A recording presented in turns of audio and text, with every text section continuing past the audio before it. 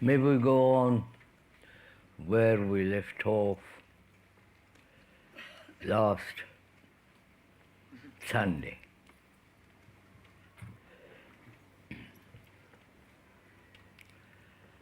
We were talking about various problems of life, not technological problems, but human problems.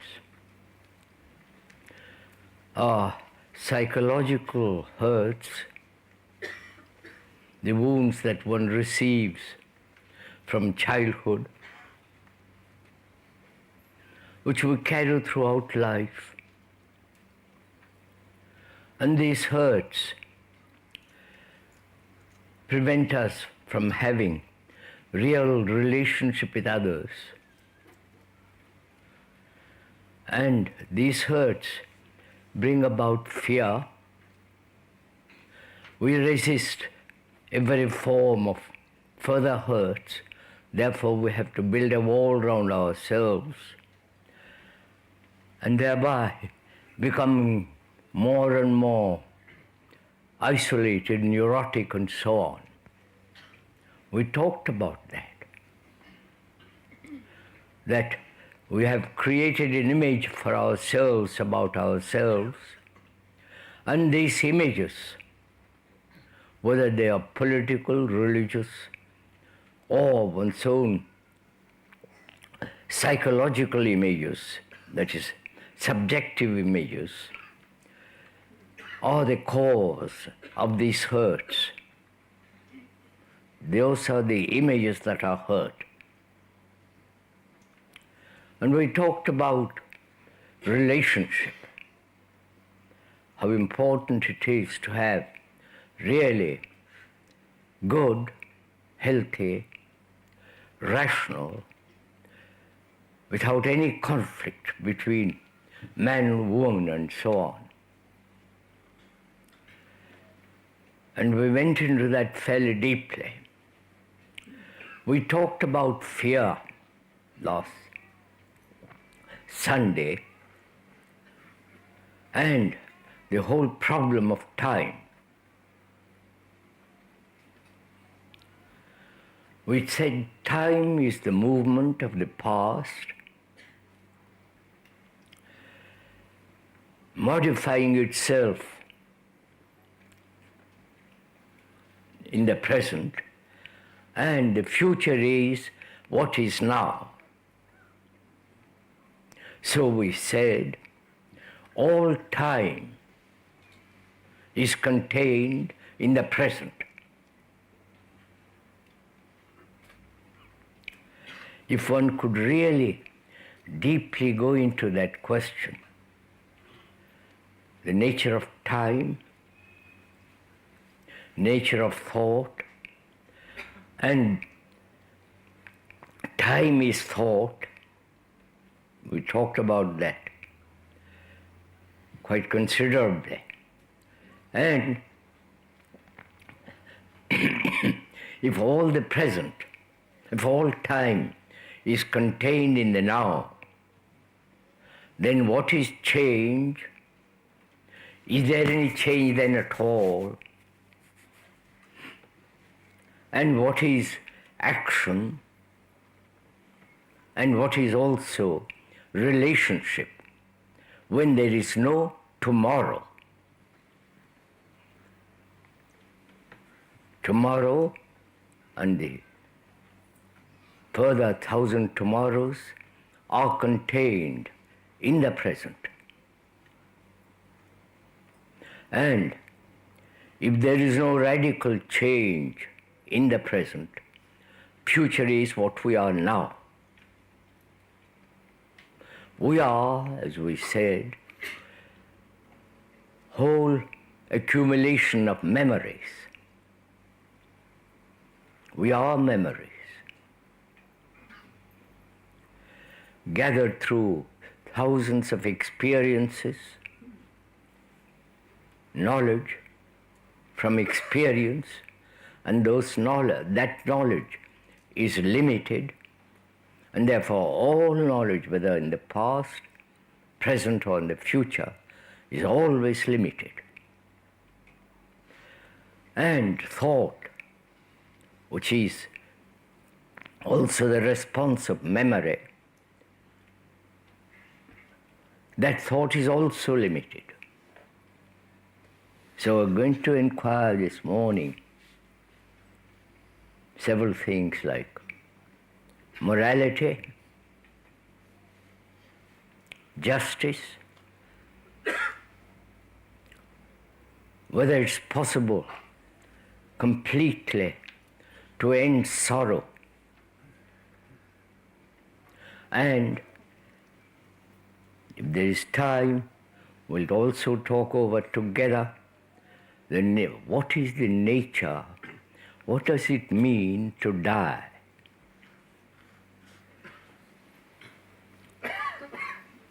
And also, we'd like to point out, this is not an entertainment, intellectual, romantic, sentimental. This is not a propaganda by the speaker. He is not inviting you to any theory, to any ideology, to any form of persuasion.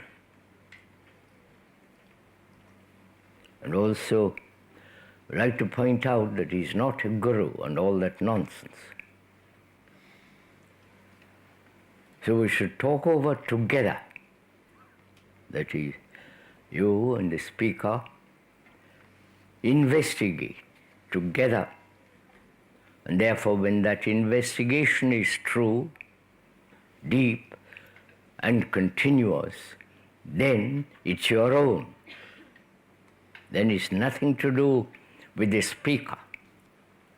As we pointed out quite often, the speaker is merely a telephone. And what he says is important.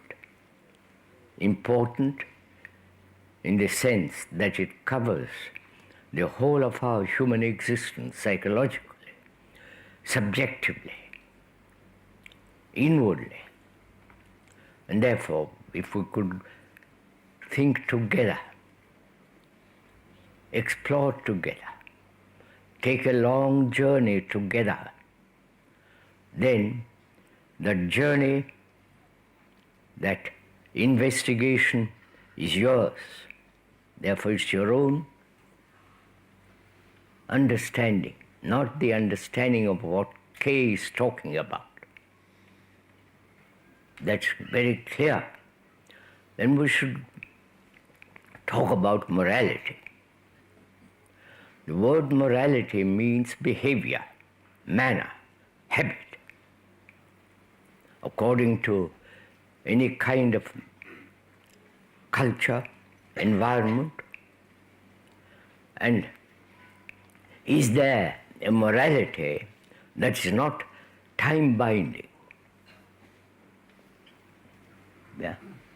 Can we go along with this together?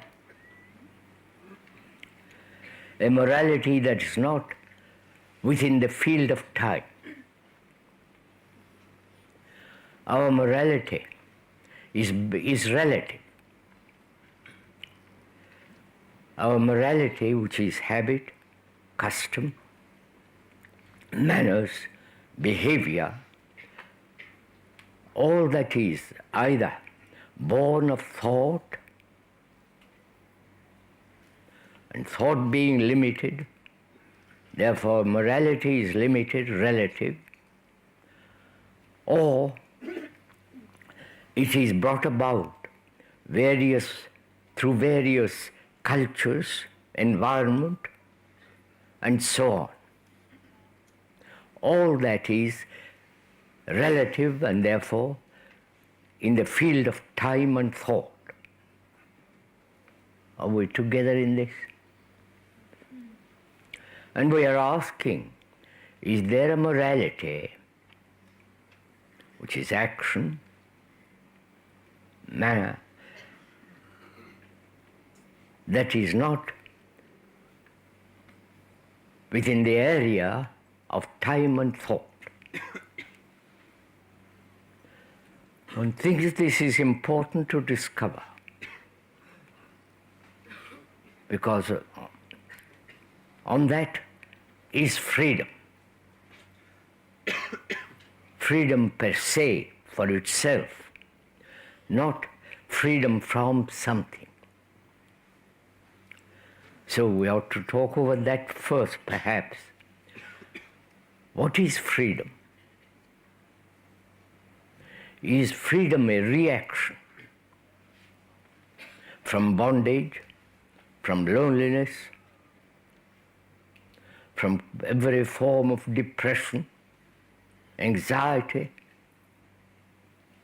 loneliness, despair, and so on? Well, if there is a reaction from those and call that freedom, then that's not freedom. It's merely a response to a condition.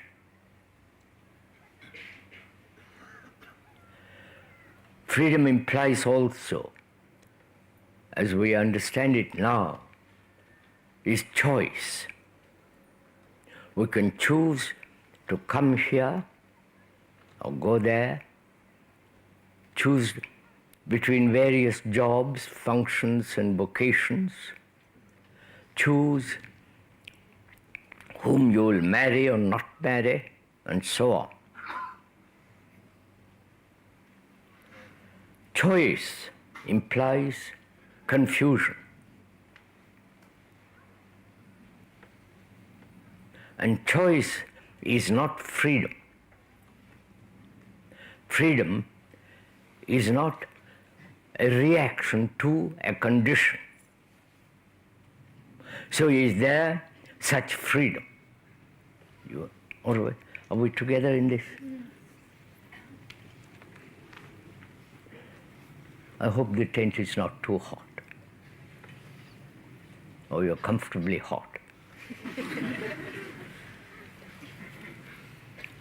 So this is really a very serious question one must ask of oneself. Whether freedom is from bondage or from the prison which we have created for ourselves, away from the prison, and therefore it is still within the area of the prison.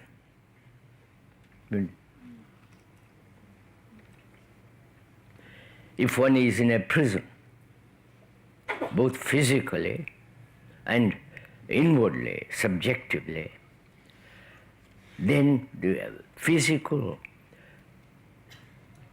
control, being enclosed within certain area, and to escape from that one calls freedom. And psychologically, one has built a prison for oneself by one's own desires, by one's own anxieties, loneliness, and so on. And freedom from that is still within the area of that prison, psychological prison. Therefore, it's not freedom at all. So is there a freedom that is not a reaction, a freedom per se for itself, not away from something or from something? So one must understand for oneself why we're always trying to escape or to rationalize or to go beyond that which is. If one understands that which is, understand not merely intellectually, verbally, but see the depth of it, see the truth of it, the substance of it, the vitality of it, then perceiving that, and remaining with that, and explore into that movement, learning, not memorizing. From that, if one goes very deeply, then there is freedom per se. Now, morality is still within the area of time and thought. I think we'll agree to it. Depending on the countries, cultures, religious conditioning, national bondage, and so on. So that is a relative morality. Is there a morality that is totally free from all time and thought?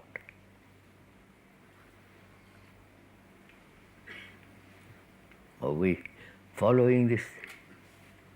Or my speaker talking to himself?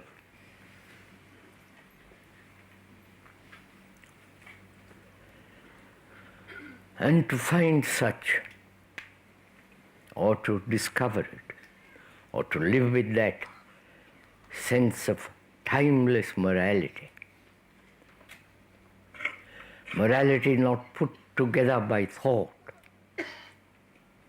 and therefore limited, relative, passing.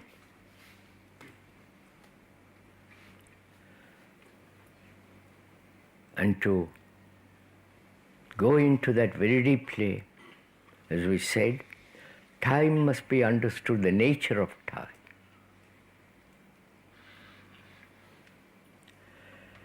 Time is a series of events and movements.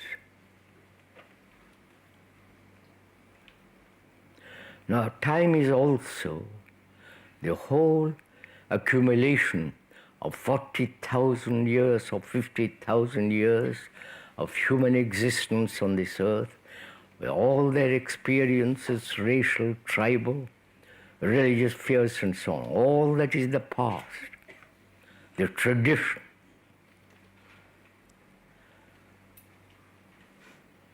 And that past is now operating, working, which is the past is conditioning us.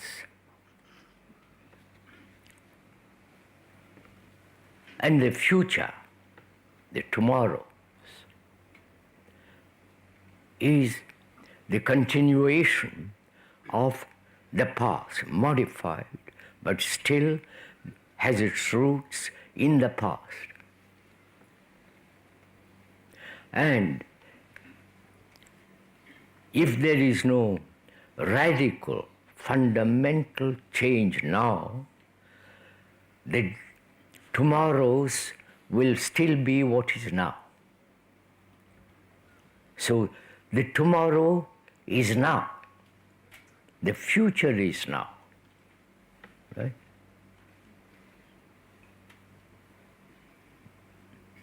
I think it's fairly simple to understand this. We have lived on this earth, according to the biologists and scientists, for 50,000 years, more or less. We are supposed to evolve through that long duration of time, both physically, biologically, and also all the content of our consciousness.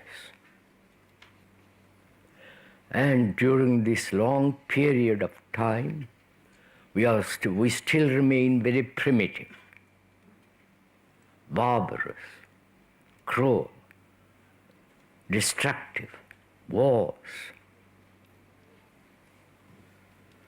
So we have changed very, very little, because we're still violent, appallingly violent.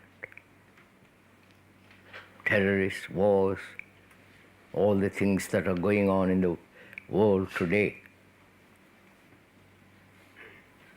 And this has been going on for 50,000 years, more or less. Perhaps we didn't kill 1,000,000 people with one bomb. We killed another with a cudgel, an arrow. But still, the killing instinct of other human beings is still with us. So we are, after all this long evolution, we are still barbarians. And we shall remain barbarians. I'm using that word.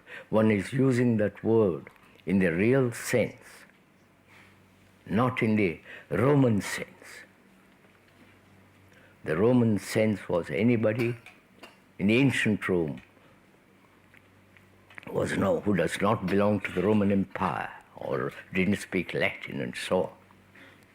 We are using that word barbarous in the sense that we are extraordinarily primitive, self-centered, amazingly violent, incredibly violent and brutal. In our gesture, in our words, and so on. We are still tribalists. The British, the French, the Indian with their divisions of Sikh and all the rest of it.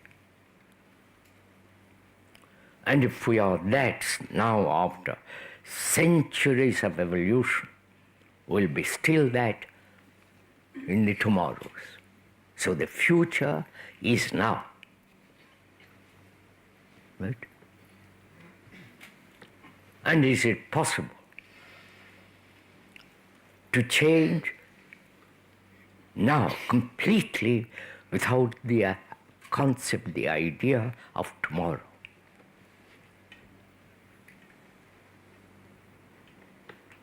And if there is such fundamental, timeless change, that is true freedom.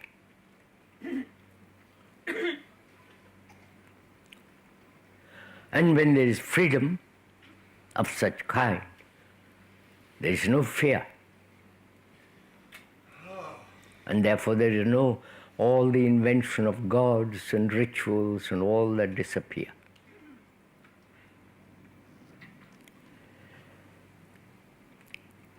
And we ought to also talk over together what is suffering.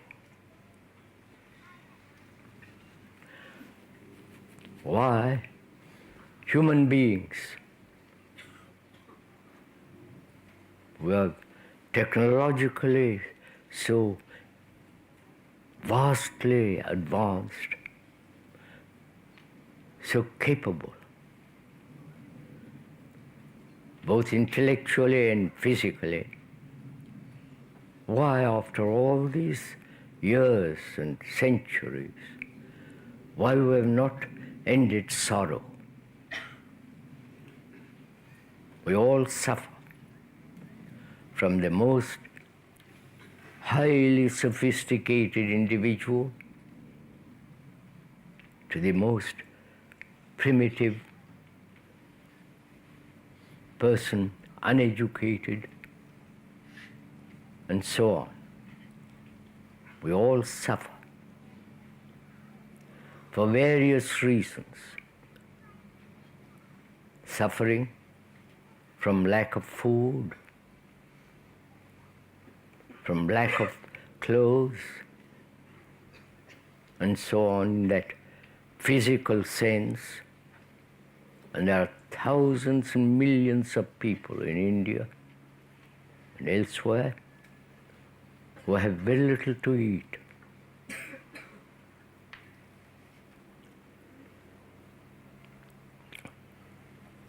And also, there is the suffering of millions of people through wars. What's happening in North Ireland, in Lebanon, and so on, Afghanistan, in India. And that suffering of wars of thousands and thousands of years ago, wars continue. and that those wars have created immense suffering for mankind.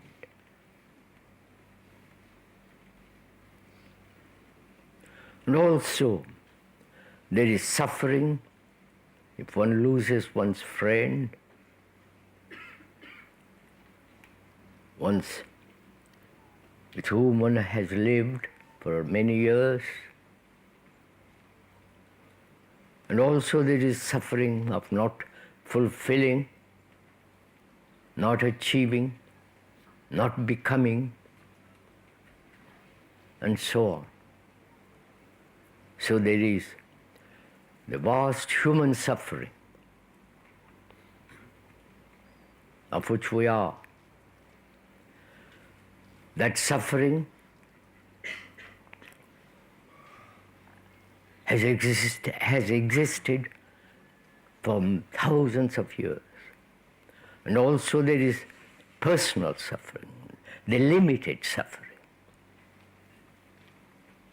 We don't think that is limited suffering because it's ours, my suffering. So what's the cause of suffering? Why haven't we resolved it after such long duration of time?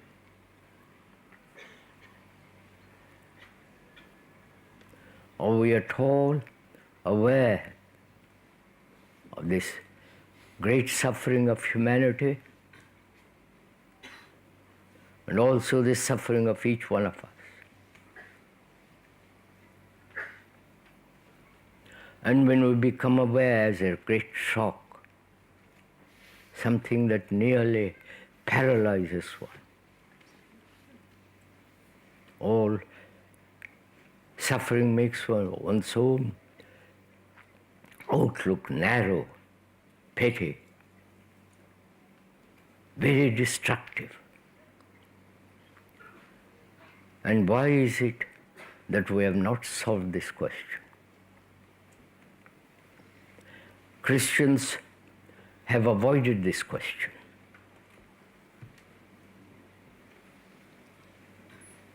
The Hindus, including the Sikhs and all those tribal divisions or religious divisions, they have explanations as karma, that is, what you do, you sow, and so on. Everyone has some kind of explanation for suffering. But the explanations, the causes of suffering, if we merely explain it, put it into words, as we shall presently,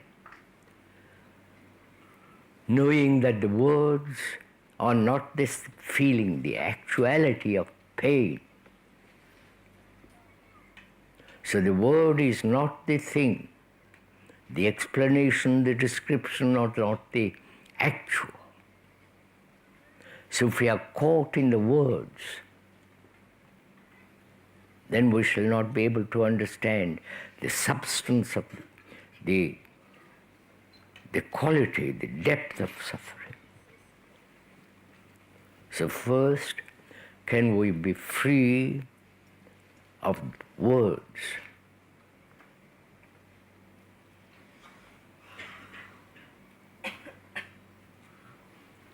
This is important because words condition our thinking. Words like communist or socialist and so on, those words have certain significance. And we accept those significance and thus we are conditioned by words.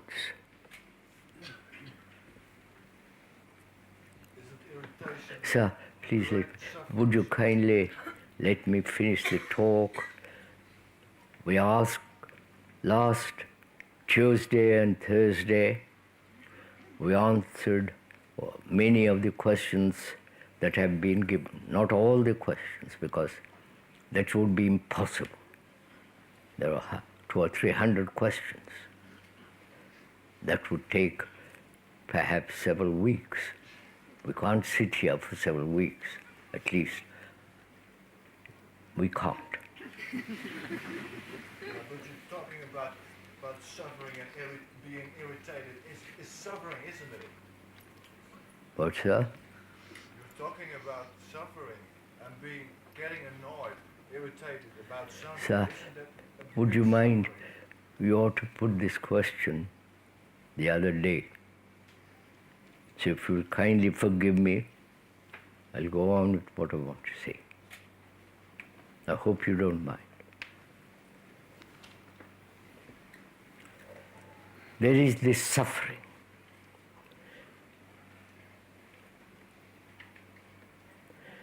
Is the word like fear brings fear? The word itself, or is fear free from the word? Like love, it's a word, but that word is not the actual. So, the word suffering, does it shape our thinking? Therefore, one has to be very careful. One may point out that we are not slave to words, which is quite difficult. Father, mother, wife, husband, those words have tremendous significance. And those words shape our thinking.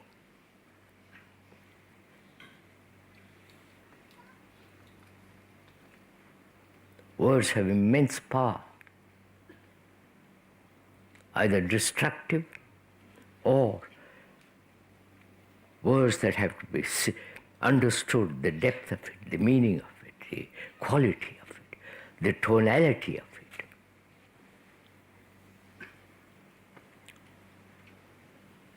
So we are not dealing with explanations, descriptions, or the words that can entangle us.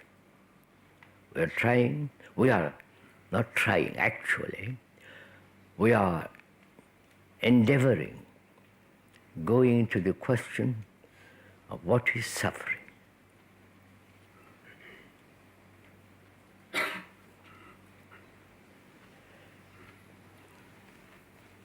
When we suffer, there's intense pain. Not only physical pain, but the subjective, psychic, inward pain. That pain acts on the nerves.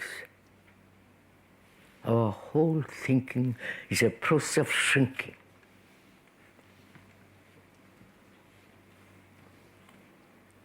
And it awakens us to a sense of desperate loneliness.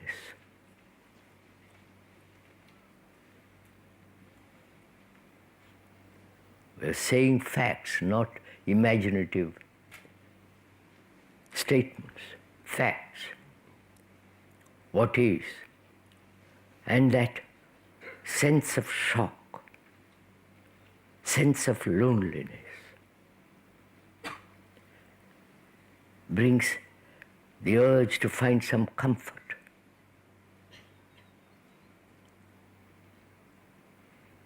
A sense of wanting to be helped. Don't you go through all this? And the desire to be helped is one of the causes of suffering. You understand this? We're always seeking help. That's why most of you probably are here. We want to be helped with our problems, with our secret desires conflicting, with our secret longings, and so on,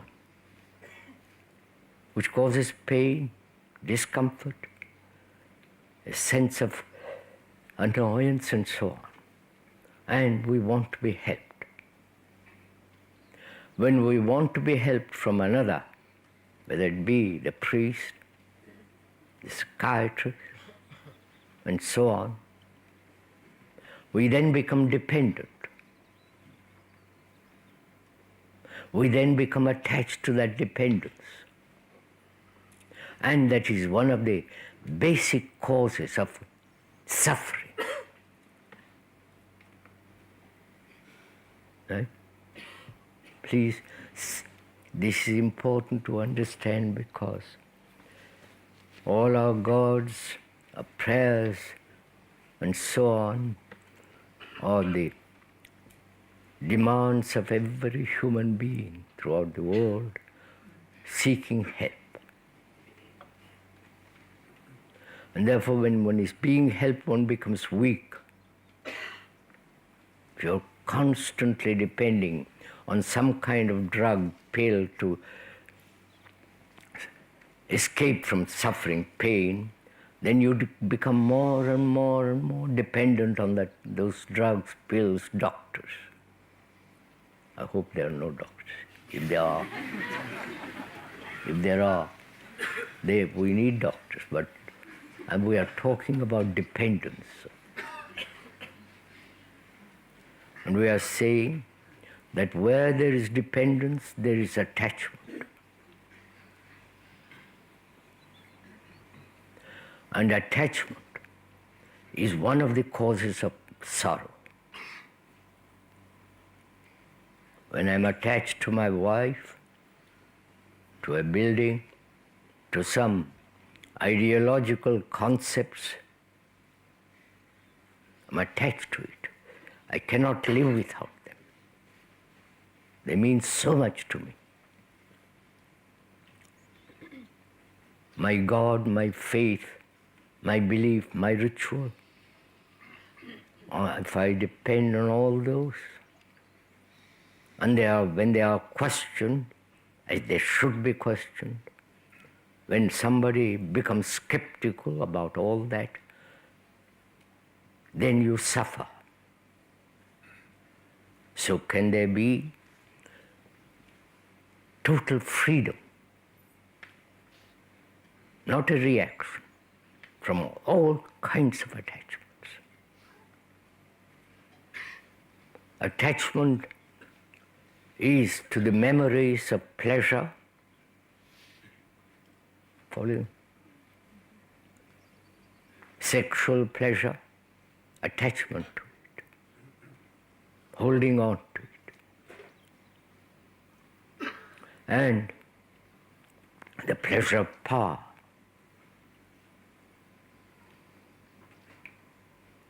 the pleasure of knowledge, and being attached, holding on to that, as though there was something concrete.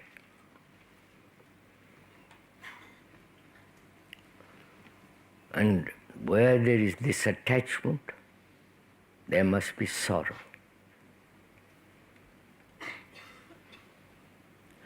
And why are we attached? We are questioning. We are inquiring into this. We are not saying you must not or you must. The speaker has no must or don't. It's up to you. And we are asking, in attachment there is desire.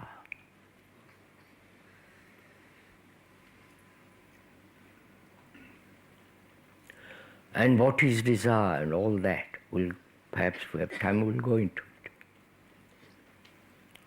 So can we, knowing the nature of time, that is, tomorrow is now, And if there is no ending of attachment, tomorrow will be still, will still be attached. Therefore, we will still suffer. You understand? So, is there an instant ending of attachment? Not allowing time to enter into the ending of it. No, time is continuity. Right? And the gradual process of time is I will gradually get rid of attachment, gradually become non-violent, because all that stuff is nonsense.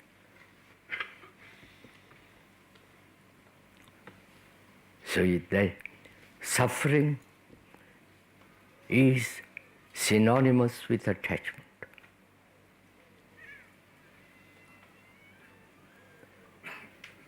And we are attached because we are so lonely. We are nothing in ourselves.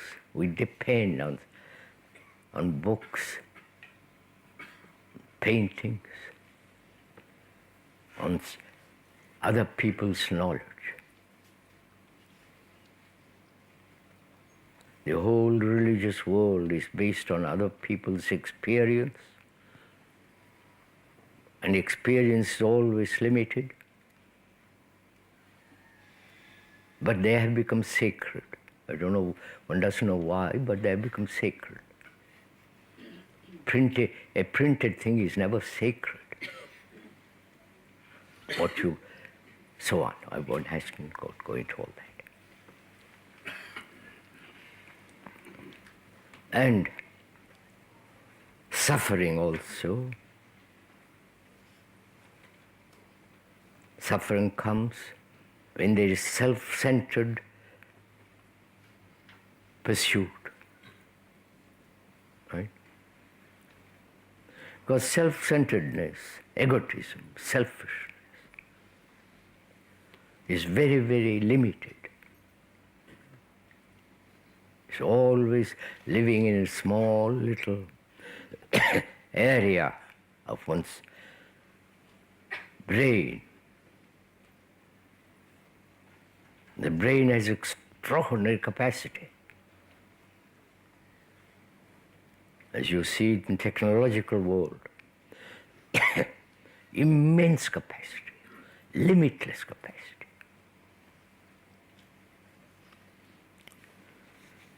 And when we are self-concerned, as most people are,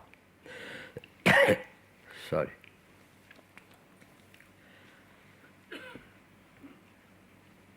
this self-concern is very limited, and therefore it brings conflict. Anything that's limited must inevitably bring conflict. When we say British, French, Indian, American, Russian, it's all just very limited geographically. Nationally, it's a form of tribalism. And that's why wars, one of the reasons of war is this limitation.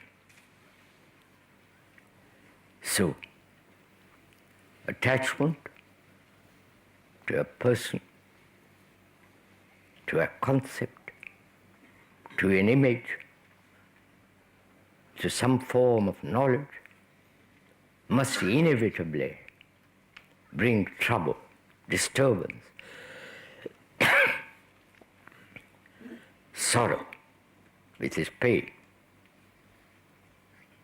And also where there is this self-centered outlook on life being so extraordinarily vast,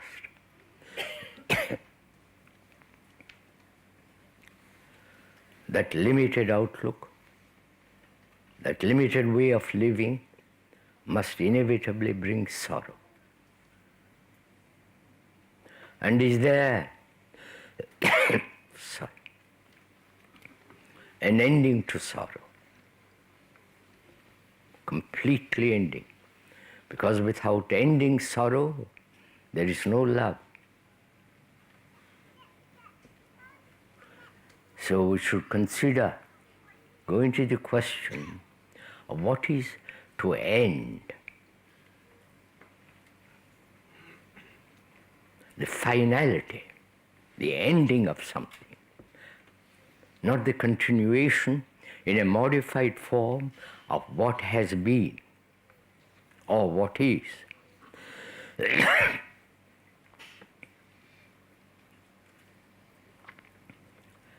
So what is ending? Ending and immediately a habit,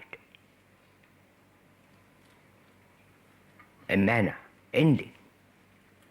Not, if I end this, what will I get from that? You understand? Are you interested in all this? Really? Or just a form of amusement? Might become a habit to listen to you. Have you ever really inquired what it is to end?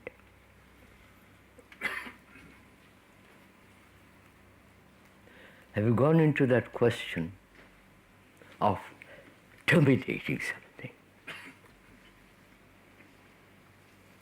and discovering what happens after if you end? Isn't that death?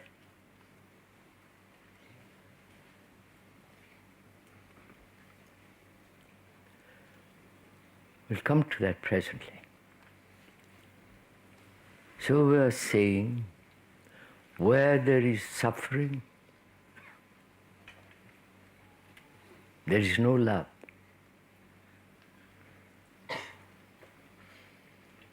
And is it possible to end all sorrow? You might say, what effect has that ending of sorrow?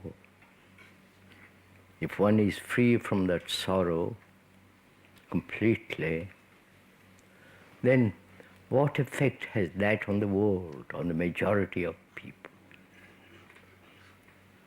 That's the usual question one asks. Isn't that rather unreasonable question? First end it and see what happens. Not say, well, if I do this, what will it bring about? One feels there's a way of escape. One person has affected the world. Right? One leader in a war, from the most ancient of times till now, they have affected the world. One or two propagandists in Christianity have affected the world.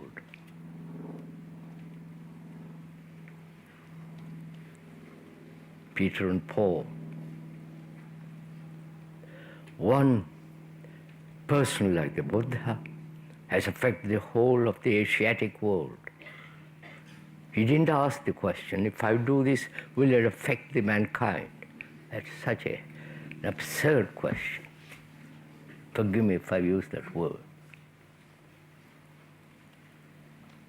So when there is an ending of sorrow, there is love. And then we have to ask, what is love?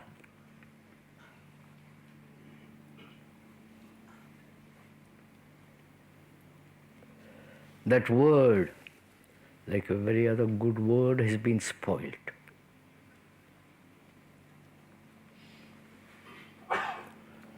Is love desire? Is love pleasure? Is love a movement of thought? and time.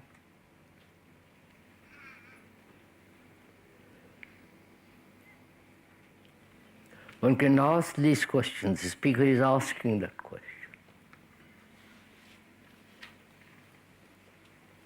But the asking of that question, if one doesn't remain with the question, with the words, then we can go into it very deeply. We asked if love is desire. To us it is. Love is pleasure. Love is something possessive. Power, position, status. So we ought to consider together first what is desire. Perhaps some of you should kindly accept what the speaker is saying, have heard this word, the explanation of what is desire, and perhaps you say, yes, get on with it. But to find out for oneself very deeply the nature and the structure of desire, and see its relationship in life, and find out why human beings throughout the world are driven by that in various ways, for power, for position, all the rest of it. Desire, that extraordinary energy. The desire to go to the moon, and how they worked at it. 300,000 people probably worked at that one project to go to the moon. And then put a silly flag up there. No, sir. If the British put their flag up there, it would be still silly. So, what is desire? Look at it yourself. Why is it that we are so we are slaves to desire?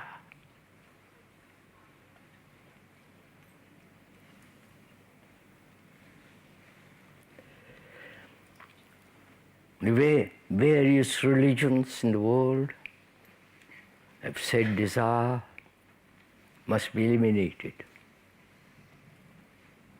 or one must transcend it, or that desire must be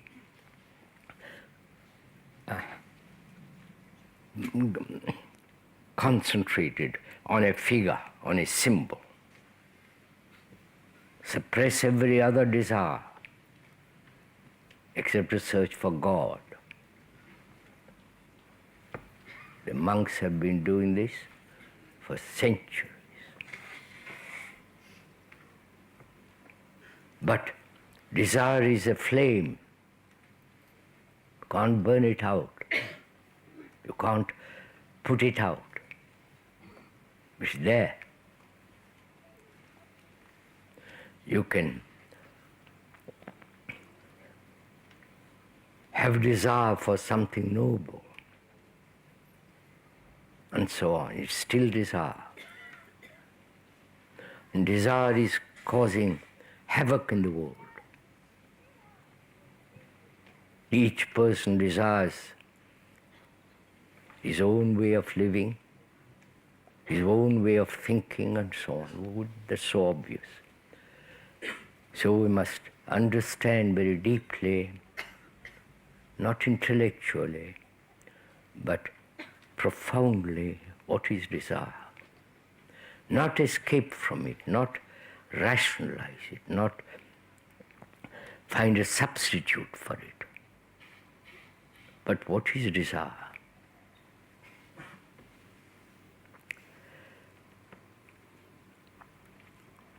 Desire is born out of sensation.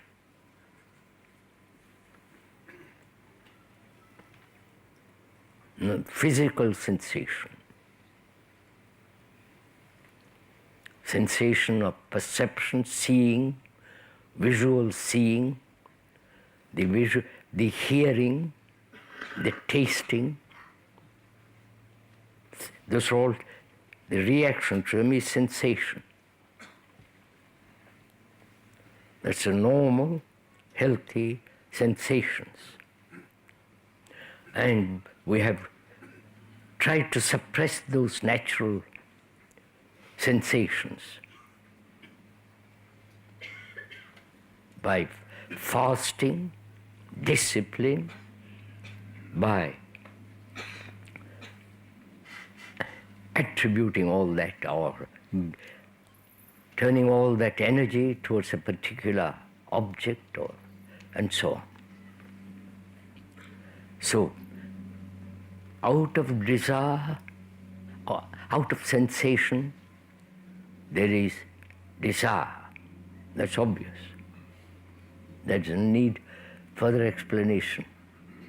One sees a thing in the window, a blue shirt or a nice dress, the perception, going inside and touching it, and sensation, and then desire to own it or not to own it. Right? It's as simple as that. And how does that desire arise?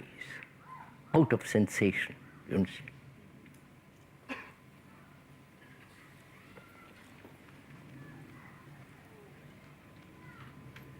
You see something beautiful, or a woman or a man, or some beautiful dress or a car or something,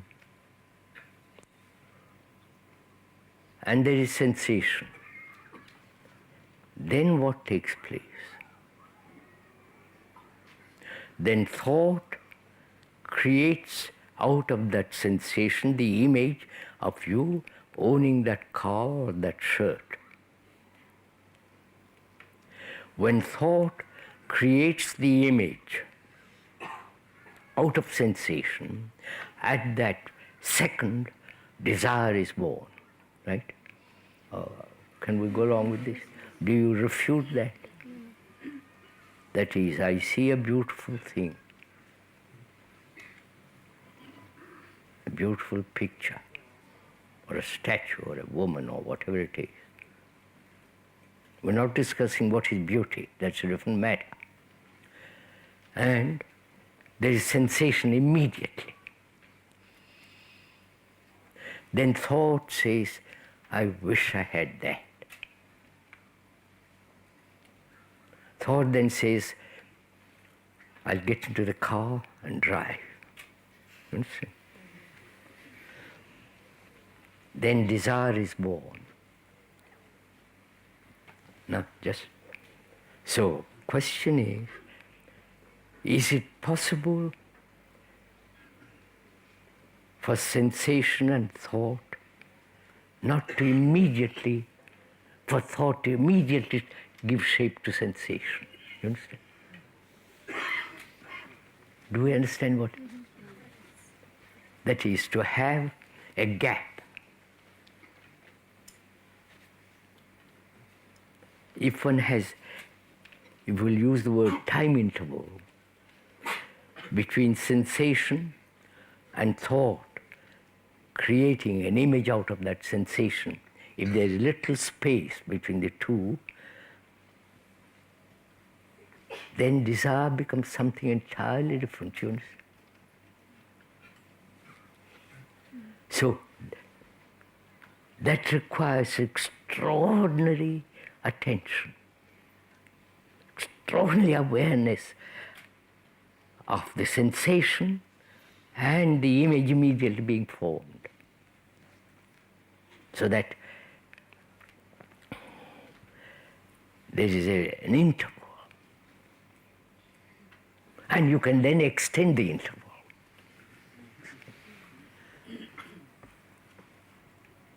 Not suppress it, not try to transcend it, not try to escape from it.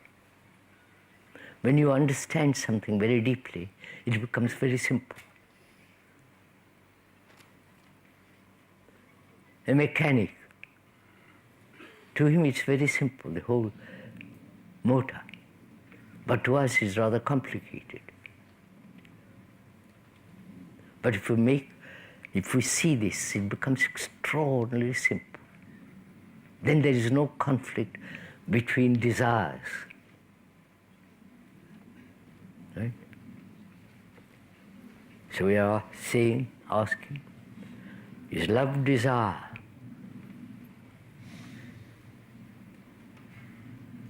You answer that question for yourself. Desire, we said, is sensation and thought giving shape to that sensation. The remembrance of pleasure. And the demand for that pleasure, more and more and more. So is love pleasure? Is love jealousy, possessiveness, attachment, fear? Or is love something totally, please just listen to it, is totally outside the brain?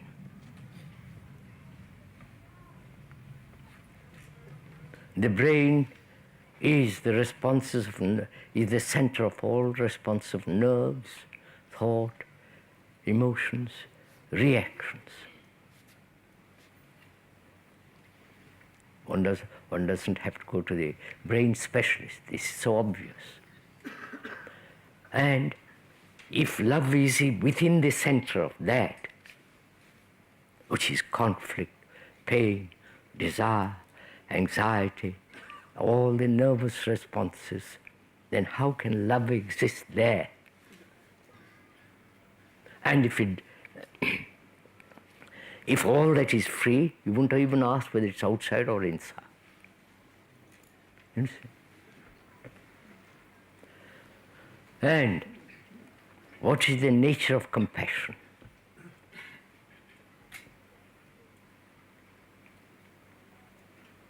The word itself, passion for all and all that business.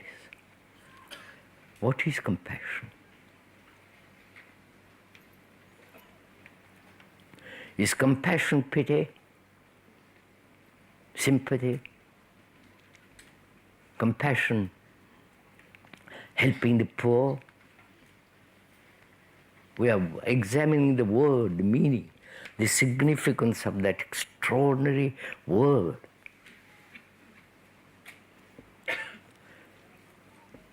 Where there is suffering, and the ending of that suffering is passion.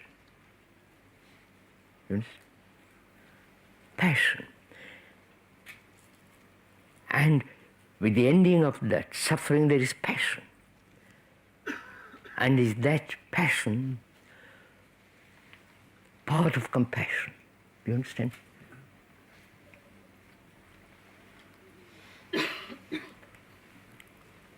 Can there be compassion if one is attached to one's religion, one's guru, one's beliefs, anchored in a particular sect, in a particular belief? You understand? I'm asking. Or is compassion something that's entirely per se for itself free from all that? And being free from all that, therefore it is supreme intelligence.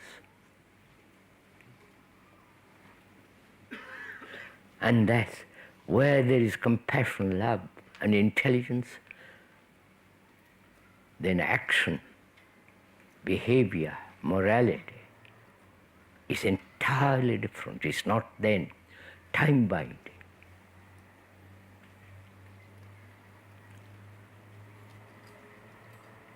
and to live with that, not just words, to live with that extraordinary sense of depth and passion and with that intelligence.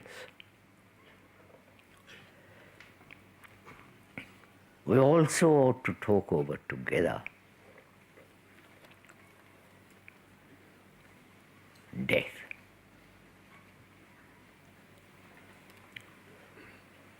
Are you tired at the end of this? No? Why?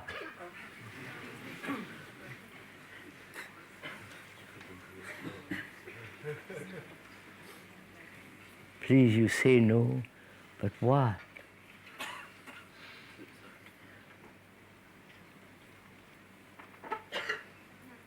Is it that you have not expended energy? Your energy, not the speaker's energy. Your energy, going into this so deeply, all this. So, pursuing to its very end, not stopping in the middle of it. That requires tremendous energy.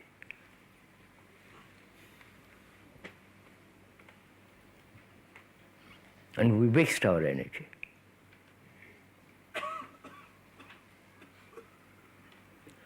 And to inquire into this question, which demands a great deal of energy to go into it, the nature of death, the total ending of something. Actually to find out, not just agree or disagree or say that's hopeless or saying how can I end everything in the modern world and so on, so on, so on. But if we understand at its greatest depth the nature and the ending of something, that brings tremendous vitality,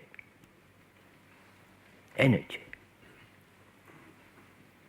And that you need that energy to meditate, to find out what is truth, what is sacred. If there is something permanent, something that's timeless and so on, it requires not only physical energy, but the energy of intelligence. Intelligence is not, as we've oft repeated, the energy of thought.